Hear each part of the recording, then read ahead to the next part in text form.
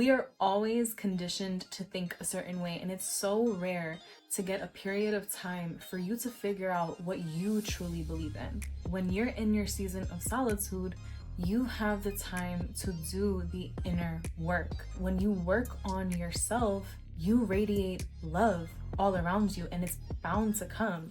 But again, that's not really the goal. The goal is not to work on yourself to attract love. It's really to understand that you're worthy of love from you, no matter what. Why not show up as your best self for yourself?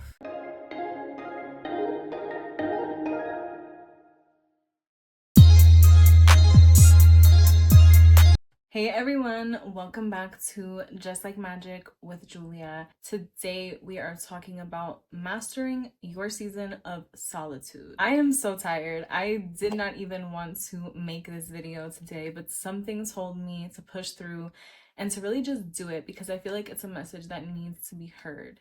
In a world where being alone is highly critiqued, I want to talk to you about how to master your season of solitude and really be the leader of your own path.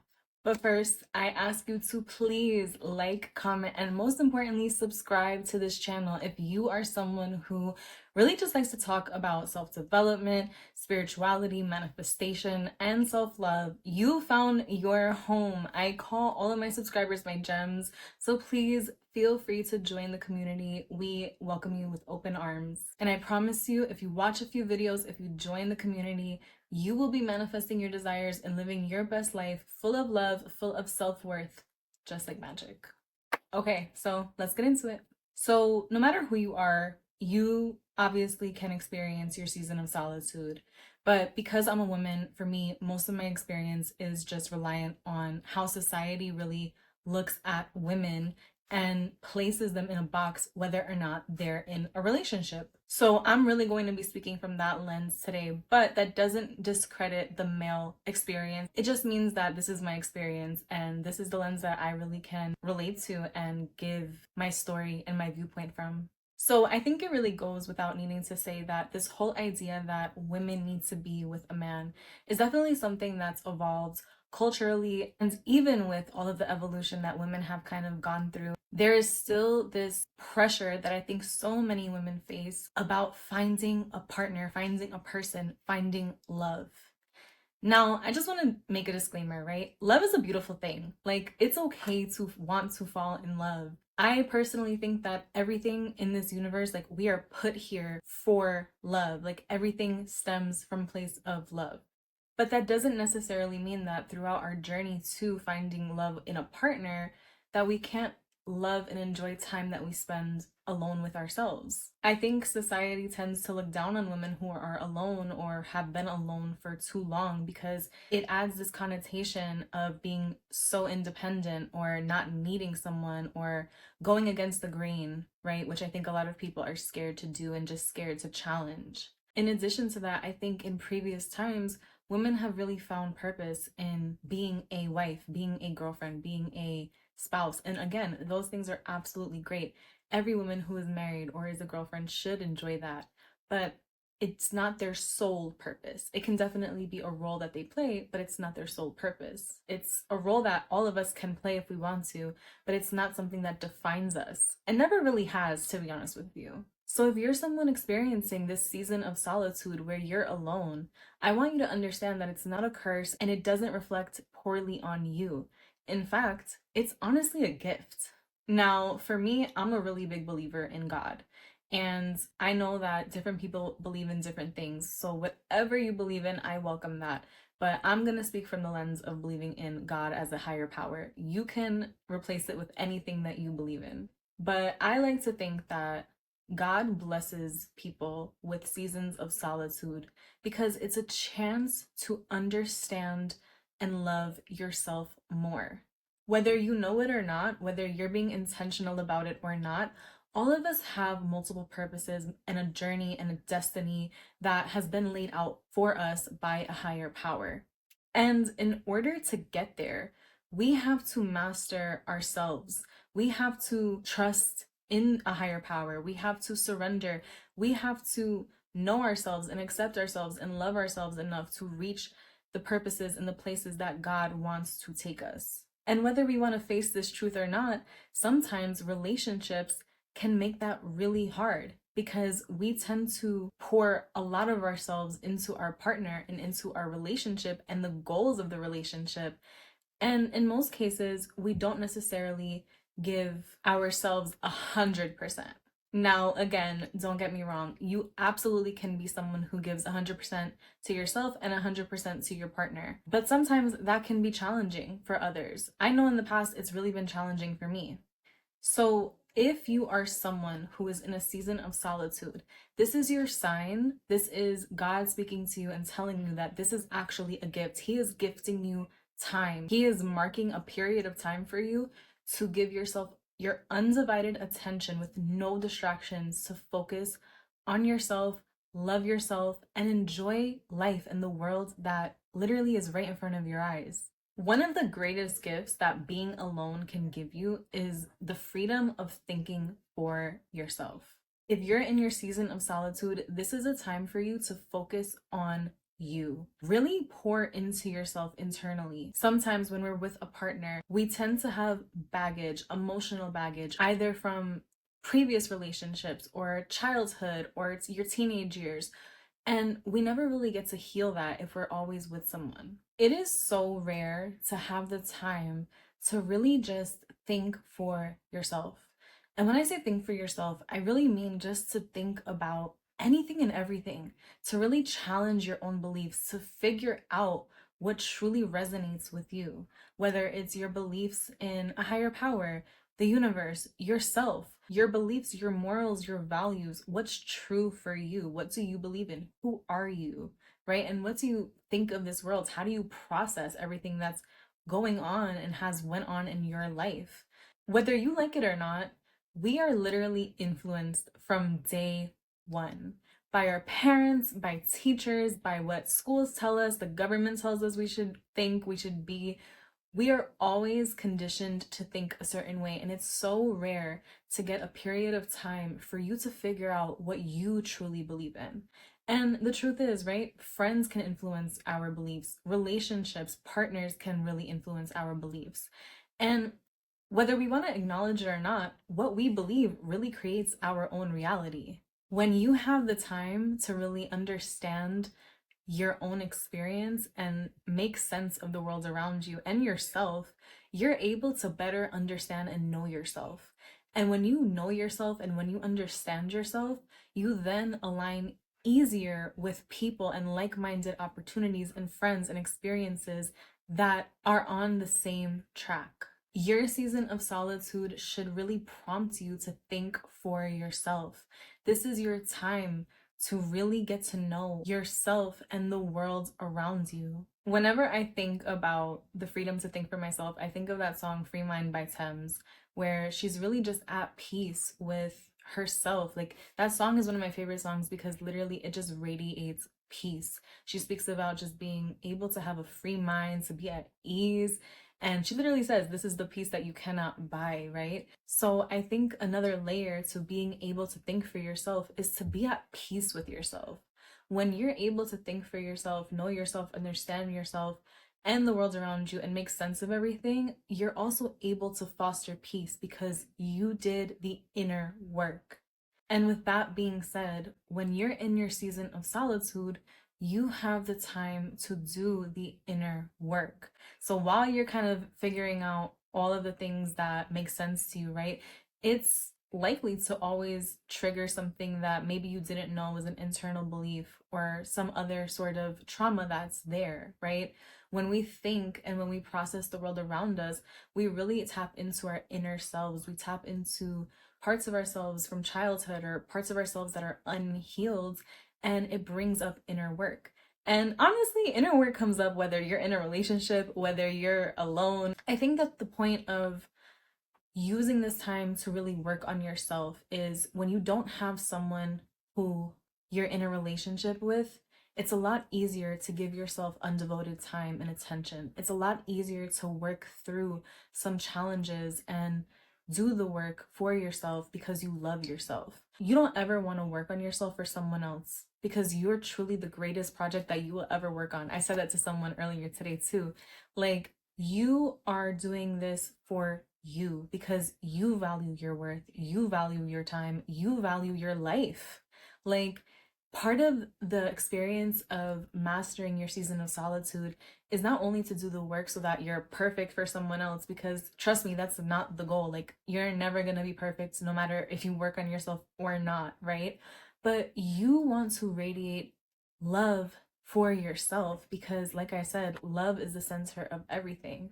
And so when you work on yourself, you radiate love all around you, and it's bound to come. But again, that's not really the goal. The goal is not to work on yourself to attract love. It's really to understand that you're worthy of love from you, no matter what. I have two videos that I did on self-worth. If you haven't seen them yet, go check them out because they definitely tap into the importance of self-love and self-worth, which again is something that I definitely think will happen naturally when you master your season of solitude. So when you do the inner work, when you use the time for you to work on you, you're naturally going to tap into your authentic self. And when you do that, you basically figure out what it is that you truly want authentically. I think it's really easy to get caught up in social media, society, what everyone says we should want. But not every picture perfect plan works for everyone. We're all created individually and we all have different paths and different plans. And so when you do the inner work and you figure out what you want naturally, you're able to have a clearer vision of who you are, what you want, and how to get it. When you tap into your worth, you realize that there's no one outside of you that can define you. Therefore, you know that you're the core reason you're worth living this life for. Me personally, right? Like, I realized that some of the reasons why I wanted certain things were for other people's validation.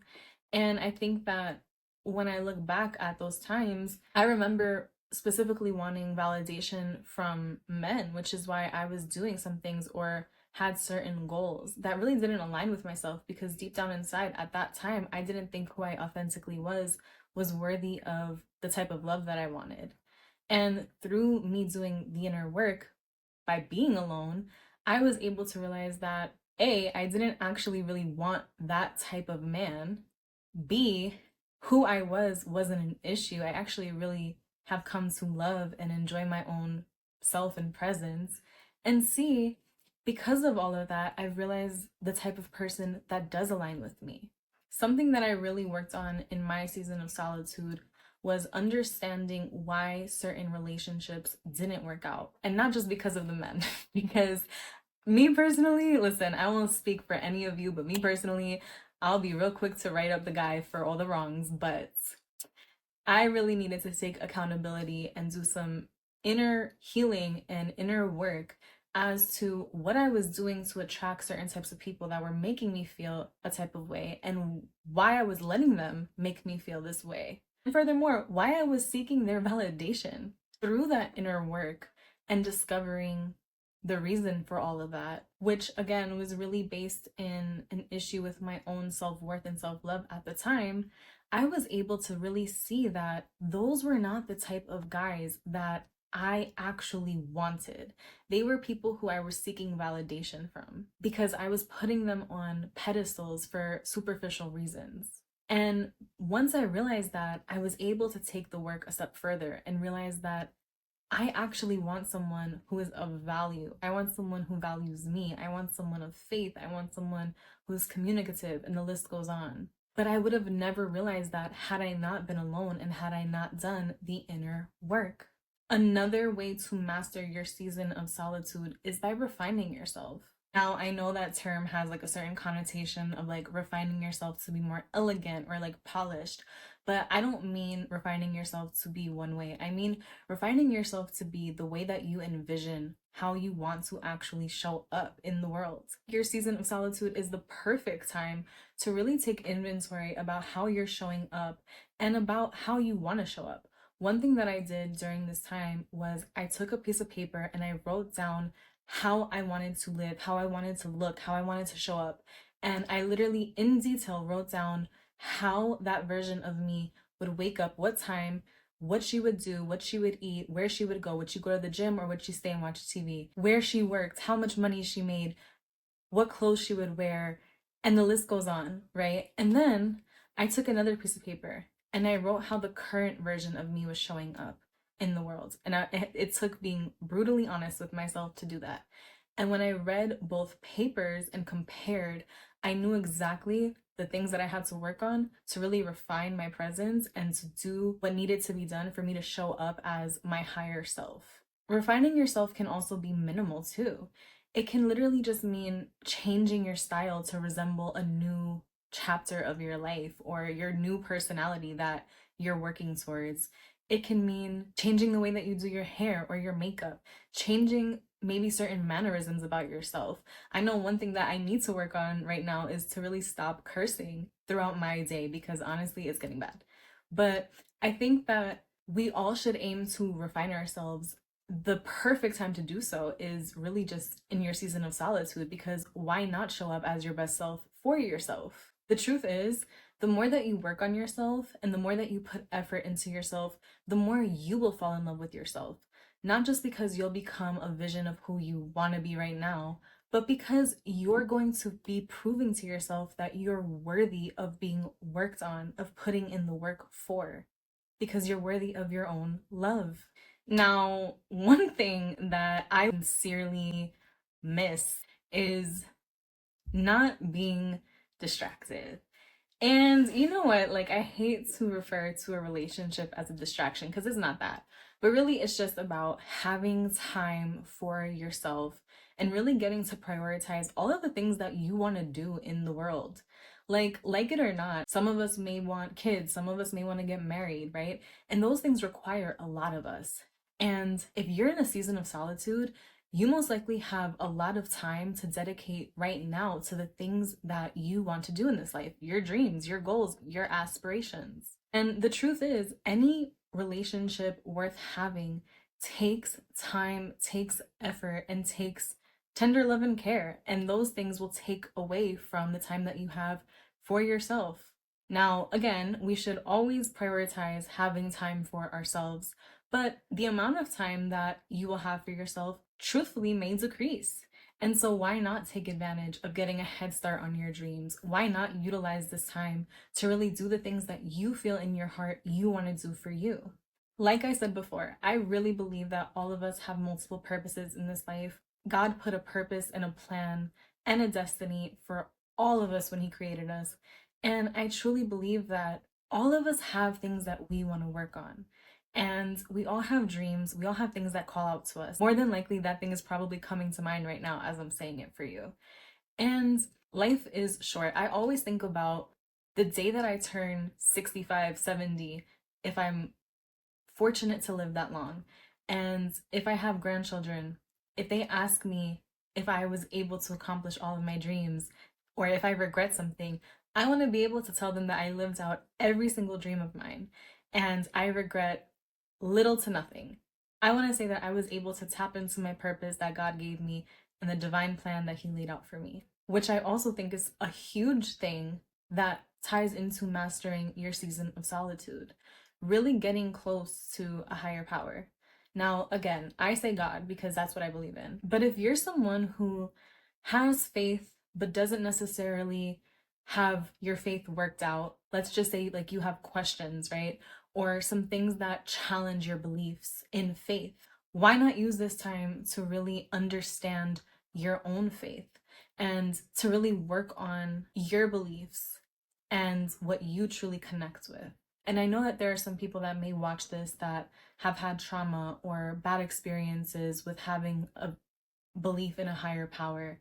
But I think that now is the time to really turn inward and explore that more. Is there another sort of belief that you can connect to that's of high faith and goodness in this world that maybe coincides with you and where you are in your life currently?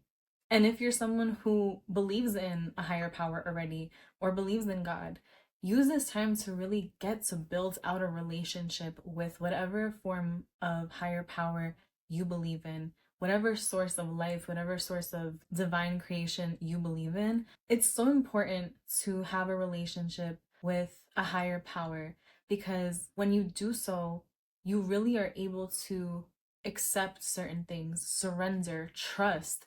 And when you do so, you know that what is for you is truly for you and everything is in God's timing. And so your experience in life is so much more positive and of so much more value, not because of your belief, but because you're putting out abundance and you're naturally attracting abundance as well because of your trust. My experience became a lot easier when I gave it all to God. I can just say it like that.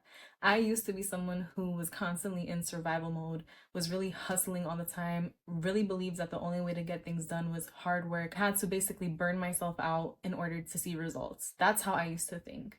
But now that I really was able to tap into my faith in God, I realized that everything that I used to think was so hard can literally be so easy when you truly have a relationship, an understanding, and a connection with God.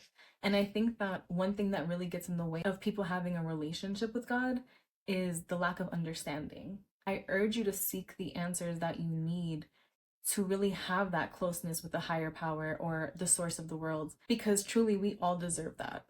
Lastly, I really want you all to understand that if you are currently in a season of solitude, I want you to master the idea that you are whole as is.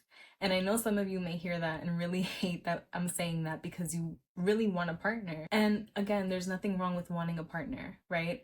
But if that partner never comes, I know that's a scary thought, but if that partner never comes, are you going to hate yourself and hate life because the partner never came? Or are you going to make the best of it and love yourself and love life and enjoy it, whether you're with someone or not? As long as you have yourself, you are never alone. And I don't mean that in a hyper independent way. I know that we all want love, but once you realize that you are love, you will never be without. Love lives within you. And when you give that to yourself, you will never, ever, ever go without love again.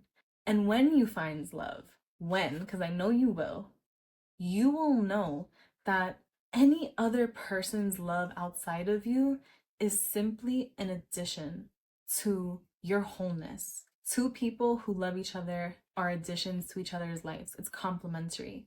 They don't make you whole and you don't make them whole. Both of you are whole as is and you complement each other.